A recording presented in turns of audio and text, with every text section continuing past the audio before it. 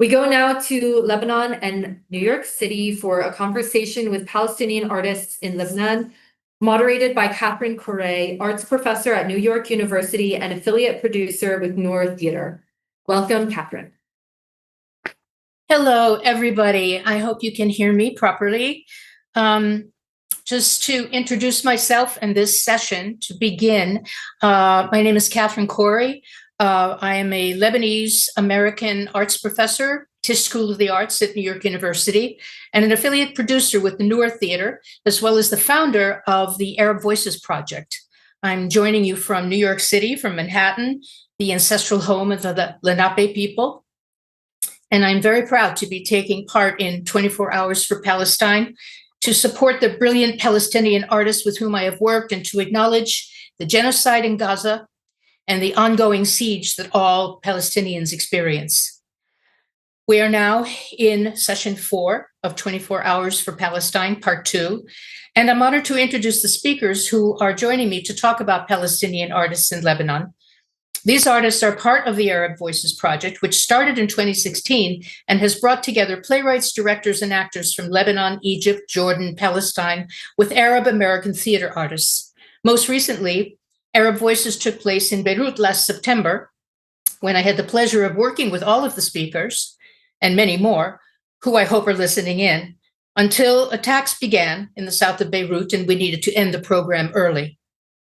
Every day with these artists was an inspiration. So, 24 Hours for Palestine. Palestinian artists in Beirut. Naila Hares, who is of Palestinian roots, was born and raised in Beirut. She's an actress and performing storyteller using multiple media for self-expression, such and theater, film, and community events she curates to gently inspire people she interacts with to look inwards and discover themselves. She studied early childhood education and completed her teaching diploma at Lebanese American University in 2015. She teaches and interprets Lebanese Sign Language, merging that with her experience and love of the arts to help other artists like her dive into the deaf realm and making their language an inspiration and another form of expression. Rana Zeidan is a Palestinian journalist and singer who has been working in media and communication for 6 years. Her experience includes production, filming, editing, presenting, article writing, graphic design, and managing social media platforms. She has performed in numerous musical concerts across various regions of Lebanon and is currently exploring new experiences in acting in the performing arts, which we're very happy about. Omar Ahmad, who is pictured here next to Rana, is an actor, singer, journalist, and presenter with extensive experience in video editing. He has been working in the field of digital media for 8 years. Omar has participated in a number of plays, including Al-Qadam, I hope I said that right, which is Foot, written by Ismail Khalidi, directed by Aliya, Khalidi. His work also includes a short experimental film, Now the Sky is Mine, which I have viewed and like very much, and a feature-length documentary, A Letter to Zuzu. Awad is a Palestinian theater and film director based in Lebanon.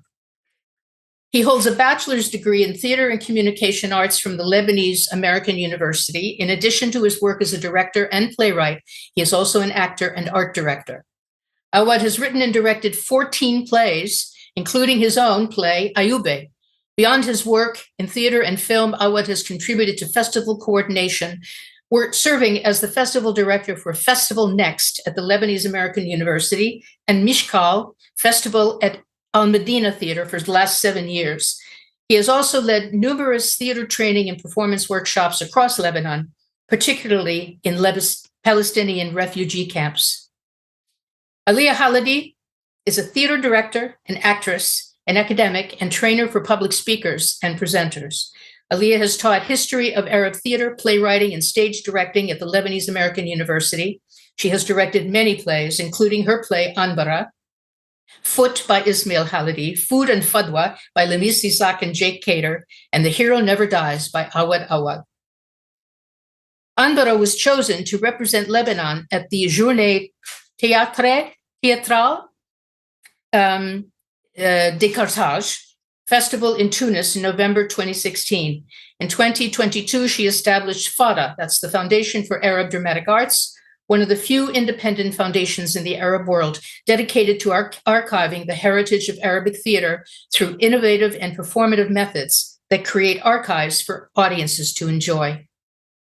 Welcome, everybody. I'm so happy to be with you. I'm going to start with Naila, okay? So Naila, yes, hello, sweetheart. So you have mentioned the lack of access to Palestinian history in Lebanon, and that you're becoming more aware of the history felt personal. It affected you personally, since your grandfather and family didn't really share anything after they bought Lebanese citizenship. And we want to hear a little bit about that. Want to hear about your family and talk about where the gaps were and how you filled them in moving forward. Yeah, so Catherine, thank you for having me with these beautiful Palestinian artists. And actually, so it all started since my childhood, because my father's family, both my grandparents and my uncles and everybody just had a Palestinian accent. And I was always surrounded with Palestinian food, مسخن, and many other things. And I thought it was just part of Lebanese cuisine. And I thought the Palestinian accent growing up was part of like another Lebanese accent, because nobody spoke about Palestinian history in our family, in my grandparents' house. And because my parents are deaf, we don't really talk about such things back at home. So every time I would visit my grandparents' house, I would feel like there's a slight difference somewhere. And with time, when I understood that we're originally Palestinians from Haifa, and that my grandfather's family had to come to Lebanon in 1948 to escape the ongoing genocide, massacres, and everything that the Israeli occupation has been doing since then, he got the opportunity to pay somebody with the same family name as ours, which is Hares. And he was Lebanese, and this whole family was actually Lebanese. And so he came to this person and he said, listen, I'll pay you money. Let's go to the notary and try to register this as like a homecoming for two families. And this is how we got the Lebanese citizenship. And for my grandfather, it was more like a decision, because he saw how bleak the image would be in the future. And he decided that he wanted to kind of protect the little family from what he thought the Palestinian people in Lebanon would be facing. And this is why he made this decision. And he kind of like buried the identity, but it would always like seep through the smell of the food and the accent. And this is how I kind of traced it all, like pulled the threads of the smell of the Palestinian cuisine, the accent, and how I met Awad, Aliya, Omar, Rana, and we worked on several art projects related to Palestine, and it connected me back to my identity. Yeah. But beautiful, but then how did you find Awad and Aliya? It was actually at the Lebanese American University, and it was through theater and film and just being around other Palestinian artists. But I feel like Awad, Aliya, and me have like crossed paths several times. But the most, I think, the most potent and powerful moment that I think both Aliya and Awad around a year ago, when Aliya like asked me to play the role of Fadwa in Food and Fadwa, they kind of put this last stamp on my heart that, yes, stop running away from your Palestinian identity. It's there, and it just came out in the accent and in everything. And it was kind of like very thrilling to experience, honestly. So, yeah. Wonderful, wonderful. And speaking of the, yeah. And speaking of the accent, I mean, just to give a little history too about Food and Fatwa, which is a play that we have been celebrating for years, right, Aliya? And it was always a dream of yours to present it with an entirely Palestinian cast and whatever. And you specifically, if I'm not mistaken, referred to being passionate about hearing the Palestinian accent on stage. Can you talk a little bit about that?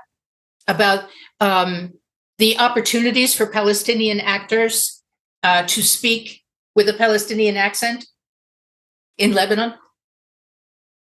Yes, absolutely. First of all, thank you for hosting us. This is a very exciting project, and I hope there'll be a lot of people watching throughout the 24 hours. Whatever we say about Palestine is never enough. So I just want to say, let's just keep the momentum going. And thank you, Sahar Assaf, for initiating this project. Okay, so we were talking about hearing the Palestinian accent. And I must admit, it wasn't me who started initiating it recently. In 2010, Lina Abyad directed Ghassan Kanafani's Return to Haifa. And she said she wanted an all-Palestinian cast.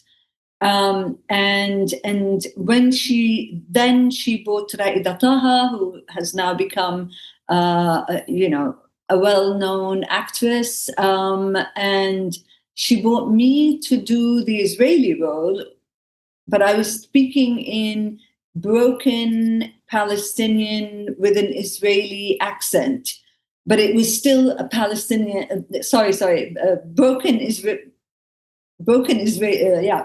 Arabic with an Israeli Palestinian accent. Okay, so basically the sound of the Palestinian accent started. You could feel it in the audience.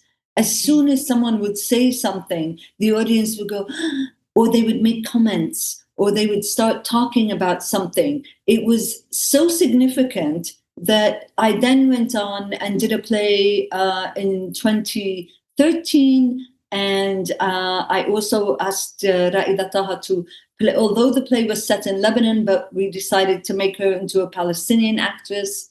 And that also brought back the language again. Of course, what really happened is Arab Voices. When you initiated Arab Voices and you brought Lamis Ishaq and Jacob Qadir, who had written Food and Fadwa, and you brought it to Abu Dhabi, and then you brought it back, we brought it back to Beirut. This was the turning point. But meanwhile, Awad and I had started working. He worked on his play called Ayyubi, and I'm going to leave him to talk about it.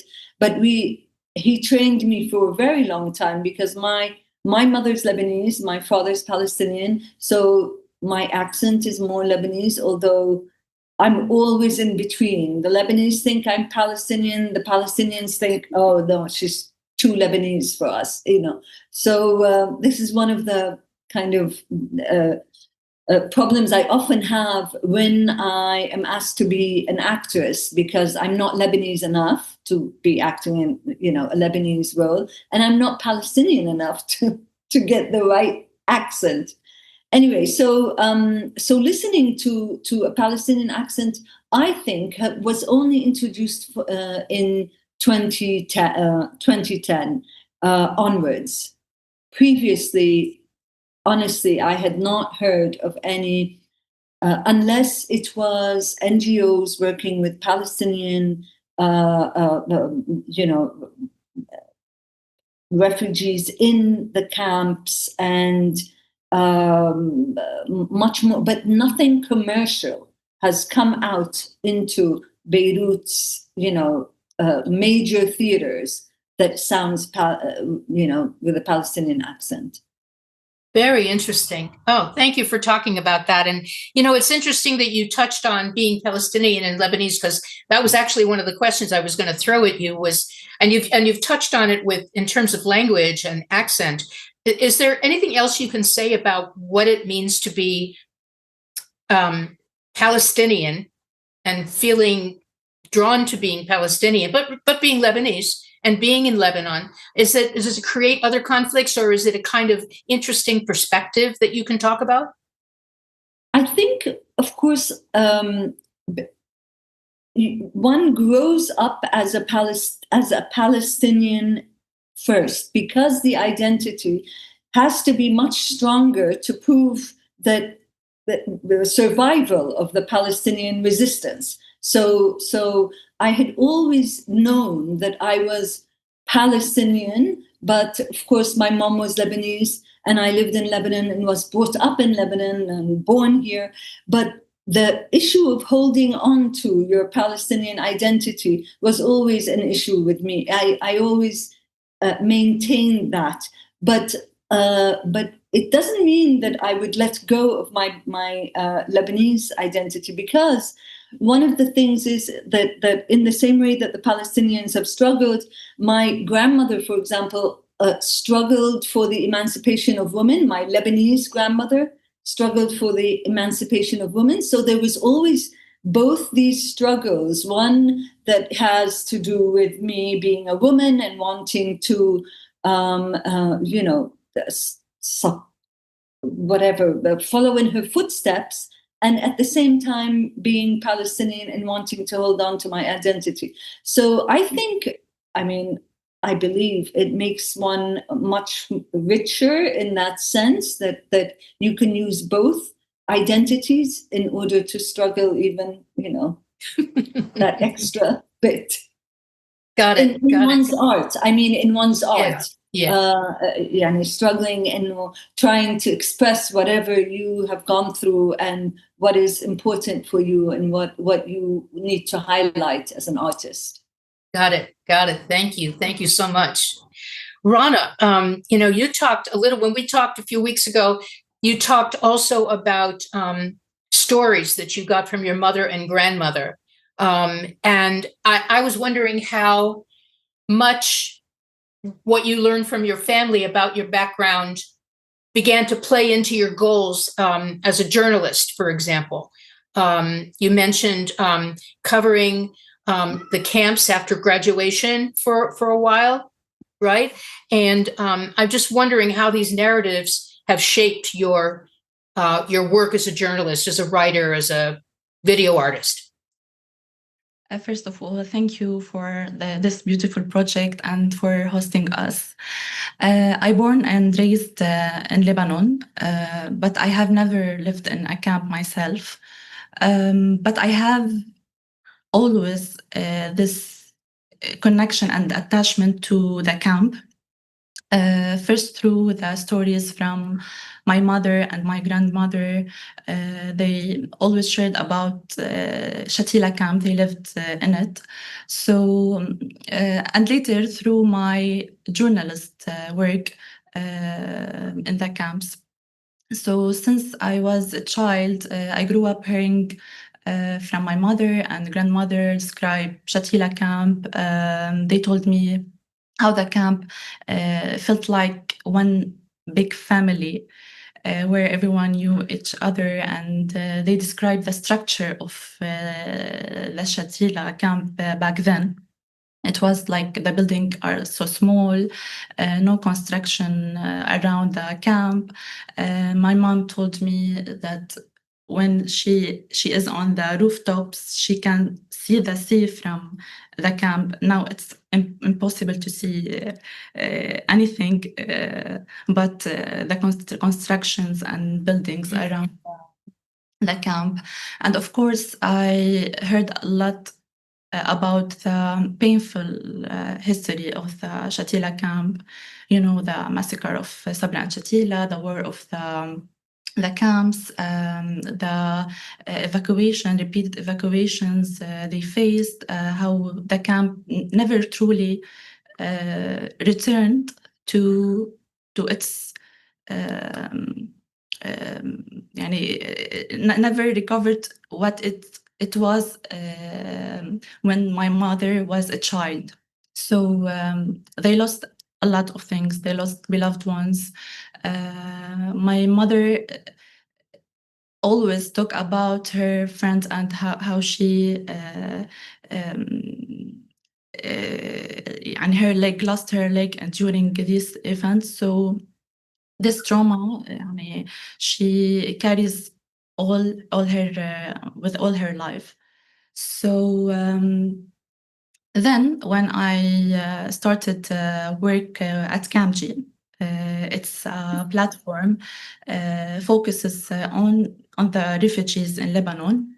It was created to shed light on the real image of the camps and the people in the camps, in contrast to the perspective that the media, Lebanese media, try to tell to everyone that the camps are places full of problems and the residents are bad people. So it's of course not truth. So Camji works to show another perspective, a more authentic one about the camps. Especially that the most of the journalists are from the camps, are refugees. So they talk about their stories, own stories, through the videos they created. Camji platform mainly focuses on the daily life, the dreams of the people in camps, the refugees, the struggles, of course, their talents. So through videos we produce, we always try to shed light about the beautiful part of the camps. Personally, I started with Camji in 2019 after my graduation, as I mentioned. I never lived in a camp, but I never also influenced by the media outlets Lebanese that tries to impose on us the image, the bad image. So through my work, I learned a lot about the real life of the refugees in the camps, and built a strong connection with my people, with the camps. I also come to understand how difficult to be Palestinian lives in the camp. So we are deprived of all our rights, and the camps lacks to the basic conditions for a decent living. So life becomes harder and harder in the camps. Quick question, maybe not quick, but you talk about being deprived of rights. And that is something that I would hope to touch on with all of you, because in our conversation a few weeks ago, I was shocked to learn certain things about the situation for Palestinians in Lebanon, such as, I think Naila used the word, if you're Palestinian, you cannot be syndicated, is it? There's a kind of a difference in the status of people who, professionally, for example. Do you know what I mean, Rana, what we talked about before? Can you talk about that for a minute? Yeah, as a Palestinian, we are deprived of rights like work in more than 70 profession in Lebanon. So I personally, I don't have like a press ID. I don't have the right to have a press ID. So I can't work as a journalist in the camps only. Legally. So it's too hard. Yes. Maybe Omar can talk about. Yes, I was hoping for you to speak next, Omar, and talk about, because you're a filmmaker, and I'm really fascinated to hear what part journalism plays in your film work, and the impact of being Palestinian in Lebanon. What's the impact of that on your filmmaking? Can you talk about that a little? And Awad will be on hand to help us if we need. نعم، شكرا أول شيء لاستضافتنا كاثرين وللمنظمين ولسحر كل الفريق. Thank you for the organizers for organizing this event, for Catherine, for Sahar, and the whole team. على عملك مم. filmmaker. لا أنا من مؤخرا انطلقت بمشواري بإخراج الأفلام. عندي فيلم قصير تجريبي. I've lately started my career as a filmmaker. I only have one short film, which is an experimental short film. برضو كمان اشتغلت على فيلم طويل لسه مش خالص، وثائقي عن قصتي الشخصية باللجوء والحرب والثورة بسوريا، مع إني أنا لاجئ بسوريا وخلقت بسوريا بعدين انتقلت للبنان. سوري عوض.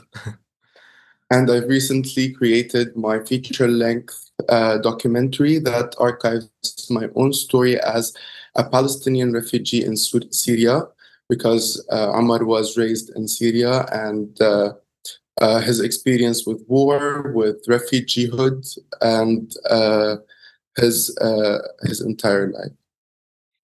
وهو بالحقيقة إنه بلشت أنا أحكي قصص الناس من خلال عملي بكامجي كصحافي مواطن، ومن هناك انتبهت إنه أنا لازم أحكي قصتي، واتجهت بعدين لإخراج الأفلام الشخصية. And being a journalist with the Kamshi platform, he started telling people's stories through that platform, and he realized that he needed to tell his own personal story. بالفيلم التجريبي القصير بحكي تجربة شخصية، بس بلغة شوي مختلفة. الفيلم صامت، لغة تجريبية. استمتعت بالعمل عليها، والفيلم خلص وهلأ عم بحاول أبعته لمهرجانات. The short film is an experimental short film. He has a new approach. It's a silent film. It's experimental. And he's sending it to festivals. والفيلم الطويل هو بيتناول قصتي، وفي يعني حوار عم بطرح حوار له علاقة باللجوء والحرب، وعن فكرة ليش نحن لاجئين ومنخلق لاجئين، وهذا عم بعمله مع والدتي الحوار. The feature-length film is autobiographical, and it asks questions that went through Omar's head, like regarding subjects like war and being a refugee. And he asked his mother questions about why are we refugees, and why are we born as refugees. دلوقتي هو مش سهل ابدا تسأل هيك سؤال، خاصة انه انت لاجئ، واما كمان لاجئة، واهلها لجأوا كانوا الجيل الاول. فالفيلم بالنسبة لي كان تجربة ثقيلة. It was not easy to ask such questions to his mother, especially that she was also born as a refugee, and her parents too. So it was very emotional. واللي سخرية القدر انه كمان عم بحكي بفكرة انه صرنا لاجئين للمرة الثانية، مرة من فلسطين لسوريا، ومرة من سوريا للبنان، ما بنعرف شو كمان التالي. And ironically, he was speaking about their experience being refugees twice, once from Palestine to Syria, and the second time from Syria to Lebanon. Yeah. Can I ask a question? I think when we were talking a while back, you referred to something, you used an interesting description documenting the Palestinian experience in the camps without framed ideology. مم. Did you understand? أنت لما حكينا من قبل هذيك المرة حكيت عن توثيق القصة أو السردية الفلسطينية بدون ما يكون في رزنام يعني أجندة عم تحكي. Can you say what you mean by that? فيك تفسر شو قصدك من هاي النقطة؟ اوكي، بشغلنا بكامجي زي ما حكت رنا بنحاول نورجي وجهة النظر من خلال الناس، مش تكون في ميديا عم تيجي من برا لتحكي عنهم. Kamji's work aims to shed the light on people's problems through people and not by having somebody else to speak on their behalf. So it's a direct contact with the people to get their feedback and insight on things. يعني شيء بيشبه بس على مصغر كيف الصحافة الغربية، كتير من الصحافة الغربية بتحاول تغير السردية عن فلسطين وتكذب وتعمل سردية لصالح الاحتلال. نفس الشيء الميديا اللبنانية بتحاول تعمل سردية مختلفة عن أحداث ممكن تكون عم بتصير داخل المخيمات، وحسب كل تلفزيون والأجندة اللي وراه.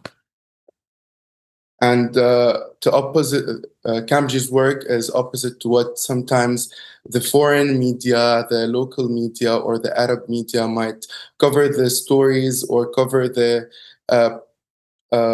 problems or that happen, the news that happen inside the camps through agendas that go fit to what these televisions or platforms want to show about Palestinians. Understood. Thank you. Thank you for that. I suspected it was something like that, but I wanted to hear you talk about it. Awad, I need to turn to you now. Okay. Awad, you have written and directed many plays, and you seem to be passionate about telling Palestinian stories. And that has really taken you in a lot of directions with your writing, it seems to me. And I only know about 3 of your plays. I don't know all of your plays, okay? But I recently read The Hero Never Dies, and it just blew my mind. Like I called Adam on the phone. I said, what the, okay? This is amazing. Okay. And I want you to, if you don't mind, talk about that a little bit. It's so powerful. And I want to know, I think, what compelled you to tell this intergenerational story, right? As a monodrama in which you embody all the characters. Can you talk about that choice? That was a choice that Aliya and I agreed on for several reasons.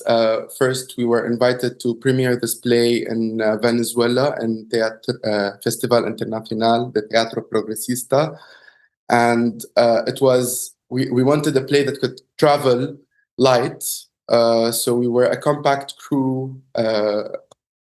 We wanted a monodrama so we can also be able to put it as much as we can in different places as easy as possible. Aliya can talk about her directorial choices regarding that a lot, but your second question regarding The Hero Never Dies, why did I choose to write about different generations of being a refugee? First, I grew up for my first 18 years in Ain al-Hilwa refugee camp, which is the biggest refugee camp in Lebanon. And keep in mind, that's 1 kilometer square. That's not too big. That's the size of a little parking lot in Manhattan. It's a very small camp in respect to this world, but it was a huge world for me. And inside that camp, I could see Palestine. I could see different generations of Palestinians interacting there. I could hear the stories from firsthand people who experienced living in Palestine. I was so lucky that I got to meet my grandparents the father of my grandparents, and different generations of Palestinians that kept my roots tied to my country, although I never experienced living in my country. But how much of it, I'm just really curious, how much of it in the stories that emerge came directly from narratives in your family? Or is it, did you make it all up? Well, I would say a lot, if not in my direct family and the circle around my direct family, but it all came from my circle. Kind of, we definitely had to write dramatically that docu-theater piece, but it all came, and I believe all the audience, maybe Omar, Rana, and Naila watched this play also, can relate to certain things in it, because in every family there are stories related to that you can reflect on through this play. Got it. Thank you. You want to talk about it, Aliya? No, I just want to say that he did interviews with members, extended members of his family, and then we spent many hours trying to decide on which stories will actually fit in the narrative. Got it. And I also want to add that this project, The Hero Never Dies, is part of Malaf 48, which translates to Folder 48, which is part of Fada Foundation. It's a project by Fada Foundation that aims to document Palestinian stories through theater. And both Ayubi and The Hero Never Dies are projects in Folder 48. Got it. Thank you. I want to go back and touch base with everybody and ask about a couple of specific things. Naila, your degree is in early childhood education, and you also teach and interpret Lebanese Sign Language. And my question for you is, how does your background, your family background, your personal background, and your unique skills, how does that play into your work as an actor and storyteller? And I want to hear a little bit more. There's also a project that you mentioned, a sign language handbook that I would love to hear about. But first, if you could talk about the impact of your skill set and your experience on your work as a storyteller and actor. When it comes to being surrounded by children and learning how to convey very big concepts through stories to children, and how that shaped how I see storytelling as also a means to deliver big, important ideas, if I just want to say it in simple, childlike language. Then after that, growing up with deaf parents and learning sign language and seeing how also the body can communicate ideas that sometimes words fail to really touch upon. So both these worlds just fascinated me, and I'm always searching for stories around me and asking my family for stories about things and listening into stories. So I think all of that just poured into the general direction of what fascinates me, what draws me in. And being an actress, whether it's on stage or behind the camera, although I've been doing it more shyly recently, I just feel like I have this opportunity to put this character on and see what resembles, what kind of resemblance there is between my world and this character's world. And then just things flow. I feel like my body becomes a tool to communicate, and things from sign language just pour into the character, and things from how I communicate and how I see the spark in children's eyes, they just all appear in how I like to perform. But all of that, I felt like all of these skills, if I cannot use them to amplify the voices of Palestinians, of deaf Palestinians specifically, because this is where I have kind of a leverage that I can use. I just felt like this would all kind of be pointless in this point in history if it's not used. And this is where I was honored and deeply touched by some deaf Palestinians in Gaza and sign language interpreters from Gaza who I got in touch with. And currently I'm working with an amazing sign language interpreter. He's from Gaza. He escaped to Egypt. And we're working on this manual, which basically aims to collect all of the sign language that emerged during this genocide. Because, you look at how the Israeli occupation keeps trying to innovate ways to eradicate the Palestinian people. And this means there's new technology, new words, new situations that keep popping up. And all of these just keep innovating signs from the deaf community. And we felt like we needed to document these signs as a form of also documenting this history from deaf people's perspective, but also to kind of collect the different signs from different areas in Palestine, in Gaza specifically, because many of them were separated during this war. So, yeah, we're trying to basically to get them filmed in sign language, and then maybe have this kind of like a booklet that can be shared with the community, with maybe journalists, anybody who works with the deaf communities around the world, to also get them illustrated. So we're always on the lookout for somebody who would like to collaborate and volunteer in this project. But when you say illustrate, do you mean with animation like that? I mean, we're open to any idea. We were thinking of having like drawn illustrations of the signs, but this is such a great idea, Catherine. It's kind of interesting, right? To have actually animated characters, exemplifying the language, the sign language. That's incredible. A lot of movement in it as well. Yes, yeah, for sure. Sounds like an incredible project. Thank you, Naila. Thank you.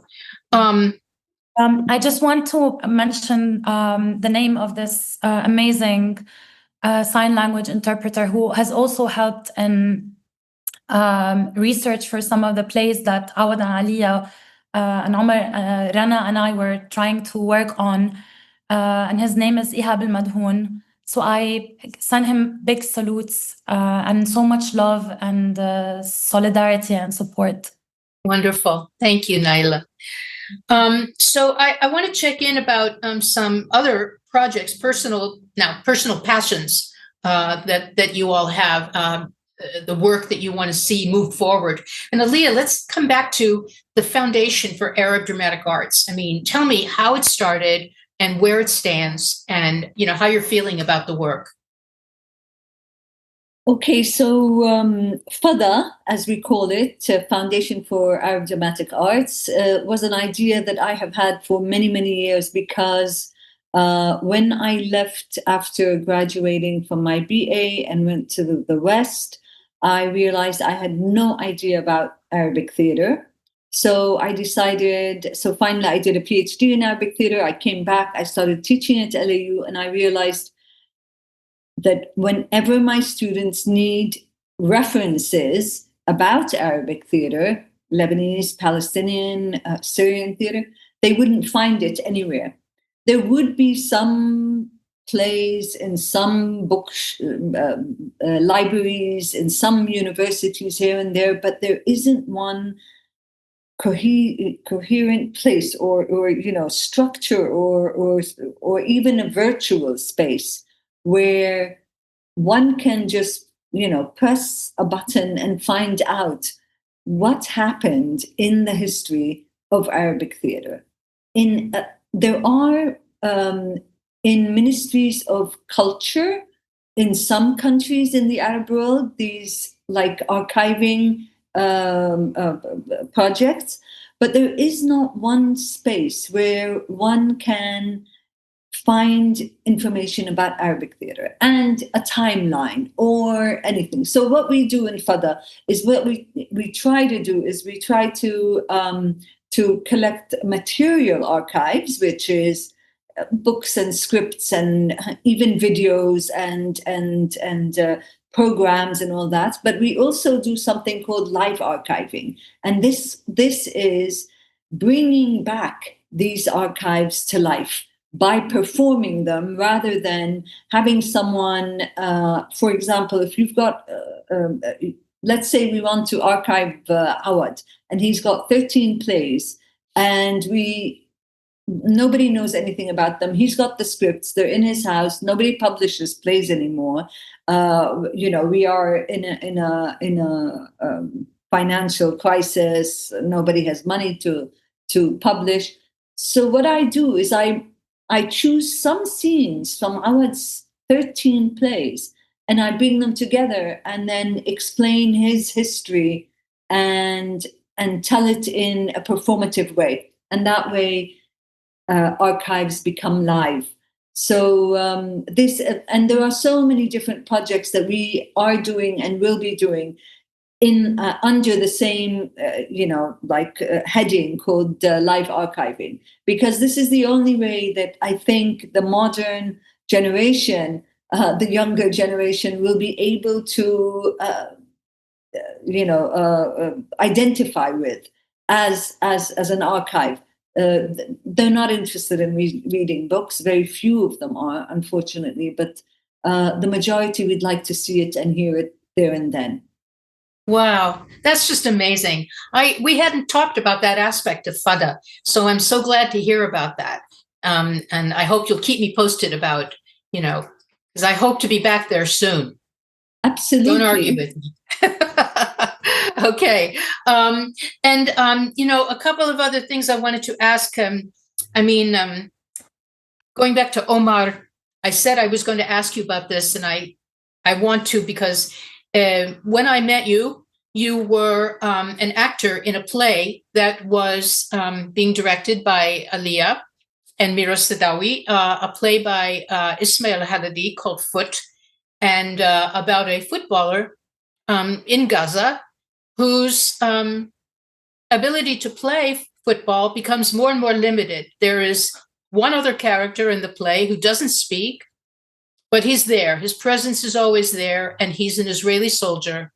And as the play moves on, the Israeli soldier, how do I put it, limits more and more the area in which this footballer can play. And if I'm leaving anything out, let me know. But your performance and the other actor's performance were so moving to me. I sat through it every chance that I could you were doing it in Arabic without titles, but I knew exactly what was going on all the time. And I just want to hear from your perspective a little bit what that experience was like, playing that role, not having any words to say, but understanding the impact of what you were doing.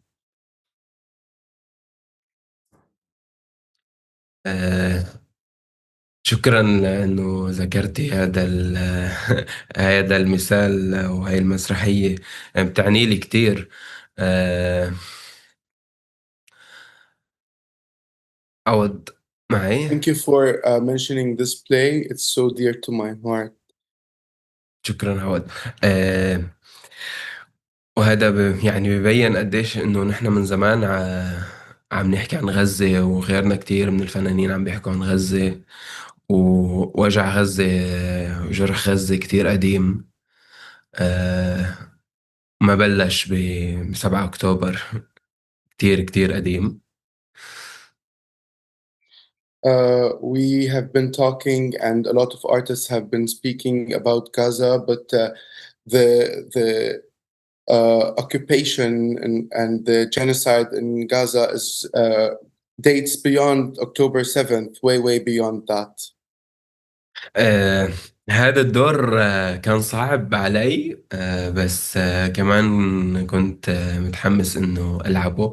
وشكرا لعليا على هذه الفرصة. كان لأن أول دور رئيسي وهالقد طويل بلعبه ومختلف كمان، ما في ولا كلمة، كله إيماء. It was a very hard and but exciting role, and thanks to Aliya for this opportunity. It was his first opportunity as an actor for a long role, and it was very different, especially that it included no talking, no script. It was mostly miming. وكان بنفس الوقت تحدي إنه أنا عم بلعب دور ضابط إسرائيلي وأنا فلسطيني، فلازم أعمل دور صح، حقيقي، مجرد زي ما هو فعلا بالواقع. It was very hard to play such a character, which was an Israeli IDF soldier, while he is a Palestinian, which was very challenging because he needed to play the role, giving it the correct approach and emotions while he's Palestinian.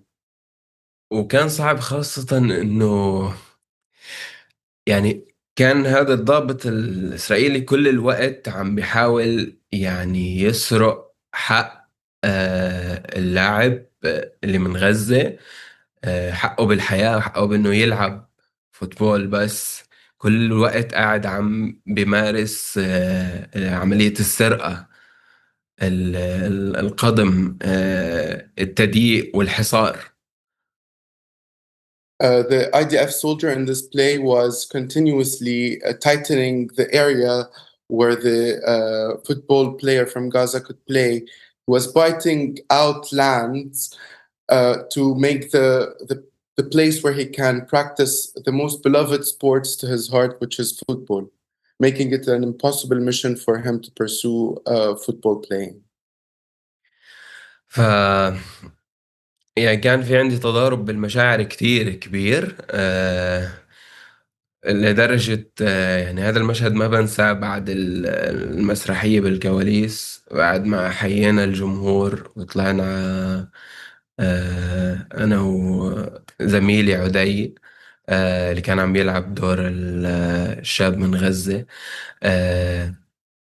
فبقلب الكواليس فجأة بدون ما انتبه على حالي صرت عم ببكي بشكل غريب. لليوم بعدني مستغرب اللي صار معي. فيبدو انه كان بفعل ردة فعل على التضارب المشاعر بين الشخصية وبين عمر الفلسطيني. So playing this role after the salut, the curtain call, he went to the backstage and he was full of contradicting mixed emotions between Omar, the Palestinian, and the character, the IDF character. And he started tearing up and crying without any explanation, that he later could explain to himself that it's because of this contradiction. Yes, understood. Thank you for sharing that, Omar. Oh my God. It was very powerful. What you did was very powerful. I have one last question. We only have a few minutes. I got the message from our stage manager. One last question for Awad, and it's something I was curious about because, and you went to, where did you go? Venezuela? Yes. And you have gone to other places also with your work. And I was just curious. I mean, there's so little real understanding here in this country, for example, about what life is like for Palestinians in general. I mean, we can talk about Gaza. It's the worst of the worst. And yet it is nothing new. And it's so interesting to me that, and I'm glad that people are beginning to rally here in the States, but just the idea that there's this long history. And I'm just wondering, when you go to other places and you do your play, especially something like, The Hero Never Dies, how do people respond? Do they connect with the situation? Is it a shock to them? I'm just curious. What was the response? I unfortunately didn't get the opportunity to play my work anywhere else outside Lebanon, but in Venezuela, which was the first time I play outside. In Venezuela, it was a beautiful experience. The population there loves Palestine. They wake up and say, Hola, Viva Palestina. Buenos dias, Viva Palestina. It's implanted in their culture, this love to Palestine and the support that we could experience naturally on the streets, in the murals here and there, everywhere. People are so geographically far away, but they are so connected with the humanitarian cause happening across the oceans in Palestine. So playing there in one theater, I was playing in front of 750 Venezuelans and Arabs from Venezuelans of Arab origins, and the audience was just mesmerizing because a lot of them didn't understand an Arabic word, but although there was subtitles, but they were able to connect with the emotions and the suffering that this play holds, disregarding the language barrier, because after all this cause, Palestine, this occupation, the genocide in Gaza, living inside refugee camps, the daily suffering of being a Palestinian, whether you're inside, outside, or anywhere in the world, that collective memory, collective trauma that we hold as Palestinians, that burden is universal humanitarian. It's not something that is difficult to any human in the world to understand. I really wonder, how is it not stopping this genocide after 2 years of continuous documentation, daily documentation of a genocide? Yes. Oh, thank you for sharing that. I'm just glad to know that that you had such a good experience there. Well, our time is up. I'm so sorry to say this, but I'm getting the messages, and I said I would be good about this. And so I am having to just say thank you so much to all of you. I miss you very much. It was wonderful to hear from you. And Thank you. okay, we have a lot to do, all of us, me with you and you with me, and we'll get there. For the moment, however, I am obliged to, tell people about the next session in 24 Hours for Palestine, which is very interesting. It's a film screening from Donkeysaddle Projects. It's called Severed, because Palestine is a disability justice issue. Very interesting. And that will be followed by a conversation. So we leave you with the moderator for that session, Kat Aneza, Outreach Associate for Donkeysaddle Projects. Welcome. And thank you to everybody.